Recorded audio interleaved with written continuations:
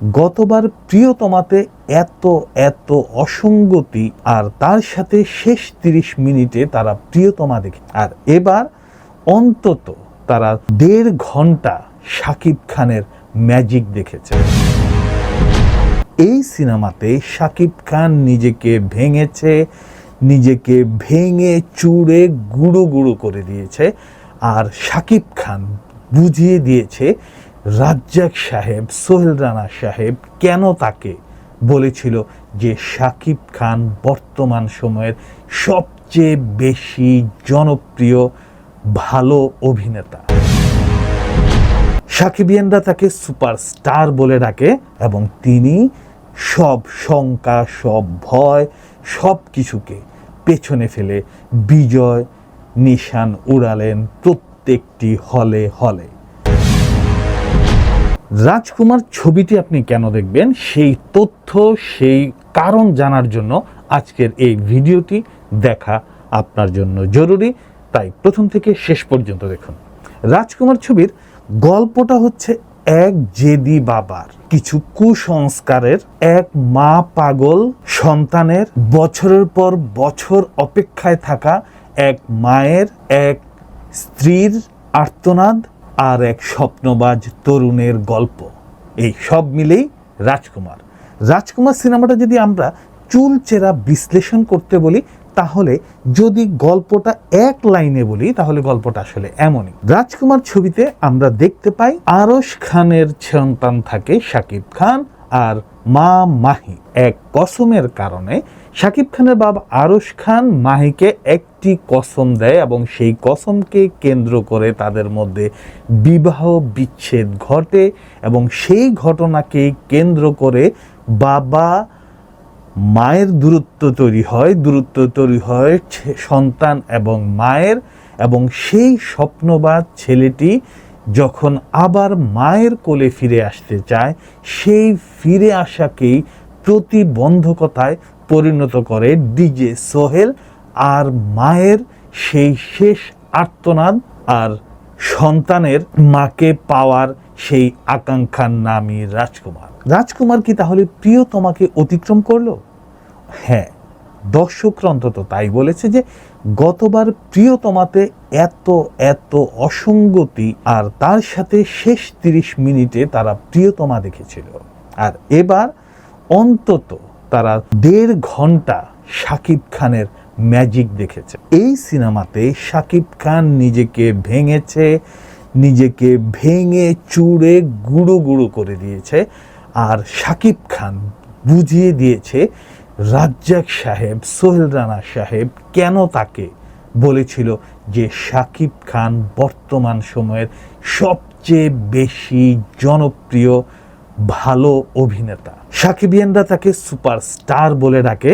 দেশের জনগণের কাছে সে শাকিব খান স্বপ্নের নায়ক, আর এই স্বপ্নের নায়ককে নিয়েই ভয় এবং আতঙ্কে কেটেছিল সাকিবিয়ানদের ছবি মুক্তির আগের কয়েকটা দিন। কারণ এই ছবিতে তাদের প্রত্যাশা এত বেশি ছিল যে শাকিব খানের প্রথম গানটি মোটামুটি পার হয়ে গেলেও কোরিওগ্রাফি নিয়ে ছিল নানা আলোচনা সমালোচনা। দ্বিতীয় গানের অবস্থা আরো খারাপ, তৃতীয় গান যাচ্ছে তাই। এই গানগুলোর পরে একটা ছবি কিভাবে ভালো হয়ে উঠবে সেটা নিয়ে শাকিব খান ফ্যানরা যখন ছিল আতঙ্কে, ঠিক সেই আতঙ্কে পানি ঢেলে দিয়েছেন, সে আতঙ্কে বিজয় উল্লাস বানিয়ে দিয়েছেন শাকিব খান নিজে। এর অনেকটার ভাগিদারি আসলে হিমেল আশরাফ, এর অনেকটার ভাগিদার আসলে আরশাদ আদনান।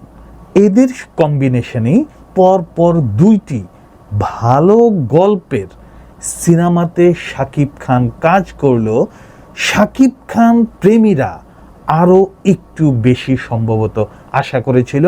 সেটা শাকিব খানের কাছ থেকে নয়, ওভারঅল সিনেমার কাছ থেকে। আজ থেকে প্রায় 20-25 বছর আগে একটা সিনেমা টেলিং একটা ব্যাপার ছিল, সিনেমা স্টোরি টেলিং বলে যেটাকে। আপনারা যারা পিতা মাতা সন্তান দেখেছেন, আপনারা যারা মুমতাজ আলীর নসিব দেখেছেন, আপনারা যারা কাজী হায়াতের দাঙ্গা দেখেছেন, আম্মা জান দেখেছেন, সেগুলিও ছিল প্রেমের, বেদনার, আর্তনাদের। কিন্তু সেই একটা ফর্মুলা ভেঙে এখন একটা নতুন ফর্মুলায় আমাদের মিডিয়া টাইপ ডিরেক্টররা বাণিজ্যিক ছবির প্রধান হিরোকে নিয়ে কাজ করছেন। এই বাণিজ্যিক ছবির প্রধান হিরোরা যে শুধুমাত্র বাণিজ্যিকভাবেই না, তারা যে অভিনয়ে দক্ষ তা প্রমাণ রাখলো আবারও শাকিব খান। এবং তিনি সব শঙ্কা, সব ভয়, সব কিছুকে পেছনে ফেলে বিজয় নিশান উড়ালেন প্রত্যেকটি হলে হলে। সাকিবিয়ানদের কারো চোখের পানি, কারো নাকের পানি এক হয়ে গিয়েছে। এত কিছুর পরেও কোথাও টিকিট পাওয়া যায়নি, কোথাও টিকিট পেয়েছে চড়া দামে। সিনেপ্লেক্সের টিকিট আগামী 2-3 দিন বুকড। এর পরেও শাকিব খান ঝড় প্রথম সপ্তাহে যেমন চলছে, দ্বিতীয় সপ্তাহে হয়তো আরও বেশি বেগে চলবে। পাশাপাশি অন্য যে 2-1টি ছবি আছে সে তার মধ্যে ওমর এবং লিপস্টিকের কথা শোনা যায়, যারা শাকিব খানের সিনেমার পরবর্তী স্থানে যারা আছেন। এছাড়া বাকি সিনেমাগুলি তেমন কোনো আওয়াজ আমরা পাচ্ছি না। এই ছিল আমরা যদি বলি শাকিব খানের রাজকুমার সিনেমার রিভিউ। তাহলে গানগুলি বাদ দিলে আমরা এক কমপ্লিট শাকিব খানকে দেখতে পেয়েছি। আমরা শাকিব খানের অভিনয় দেখতে পেয়েছি, যেটা আমরা প্রিয়তমাতে অল্প কিছু সময় দেখতে পেয়েছিলাম। এবং প্রিয়তমাকে আরও অনেকবার অনেক বেশি ছাড়িয়ে গিয়েছে আজকের এই রাজকুমার। এত কিছুর পরেও কিছু কথা রয়ে যায়। এই কথাগুলো একজন সচেতন সিনেমা প্রেমী হিসেবে আপনি হয়তো আমার সাথে একমত হবেন। আমি নিজে হলে গিয়েছি, হলের মানুষদের সাথে কথা বলেছি, সাকিবিয়ানদের সাথে কথা বলেছি, যারা বছরে 2 বার সিনেমা দেখে, শুধু কোরবানি ঈদে এবং রোজার ঈদে, সেই সাকিবের ভক্তদের সাথে কথা বলেছি। তারা শাকিব খানকে আরও বেশি লার্জ স্কেলে দেখতে চায়। তারা শাকিব খানকে শাহরুখ খানের মতো দেখতে চায়, জওয়ানের মতো দেখতে চায়, পাঠানের মতো দেখতে চায়, সালমান খানের টাইগার 3-র মতো দেখতে চায়। কিন্তু আনফরচুনেটলি বাংলাদেশে এখন আর সেই ডিরেক্টর নেই।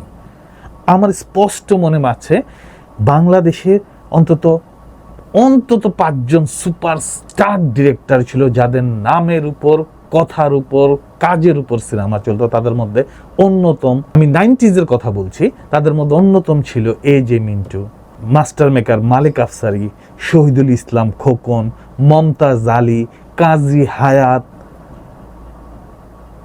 তারা একটা বাণিজ্যিক ছবিকে আজকে থেকে 25 বছর আগে তারা যে বাণিজ্যিক ছবিটা আমাদেরকে উপহার দিয়েছিল, বাণিজ্যিক ঘরানার উপহার দিয়েছিল, এবং সেটা ছিল মানুষের অন্তরে, সেই বাণিজ্যিক সিনেমাটা মানুষের অন্তরে গেঁথে থাকতো। মানুষ হিরোদেরকে স্বপ্নের হিরো মনে করত, মানুষ সেই অভিনেতাগুলিকে স্বপ্নের নায়ক মনে করত, সুপারস্টার মনে করত, মেগা স্টার মনে করত। এই সিনেমা রাজকুমার সিনেমাতে প্রথমেই আপনি যখন দেখবেন শাকিব খানের বাবা আরশ খান, আপনি কিছুটা হলেও ধাক্কা খাবেন। এটা কোনোভাবেই চমক হতে পারে না। কিছুদিন আগে, 10 বছর আগেও শাকিব খানের বাবা হয়েছিল মেগাস্টার উজ্জ্বল, যিনি ওনার সময়ে সুপারস্টার, মেগাস্টার তকমা দিয়ে ওই আমলে রাজত্ব করেছিলেন। শাকিব খানের বাবা হয়েছিল সোহেল রানা, আলমগীর, রাজ্জাক। আজকালকার ডিরেক্টরদের মাথায় কি আছে সেটা তারাই জানে। আমি এর আগেও আরও অনেক ভালো ডিরেক্টর জানি, তাদের মধ্যে একজন ছিল ইফতেখার চৌধুরী, খুবই ভালো সিনেমা বানায়, বাট তারা কিন্তু হারিয়ে গিয়েছে শুধুমাত্র এই গল্পের কারণে। তাদের গল্পের গাঁথুনি কোনোভাবেই কমার্শিয়াল সিনেমার সাথে যায় না। তারা একটা ভিন্ন ধারার গল্প বলতে চায়, যেই গল্পে তাদের দর্শকের মনের সুপারস্টারকে প্রপারলি কাজে লাগানো হয় না। এই কাজে না লাগানোর কষ্টটা শাকিব খানের দর্শকদের, শাকিব খানের সাকিবিয়ানদের, শাকিব খানের ফ্যামিলির মানুষদের কষ্টটা বাড়িয়ে দেয়।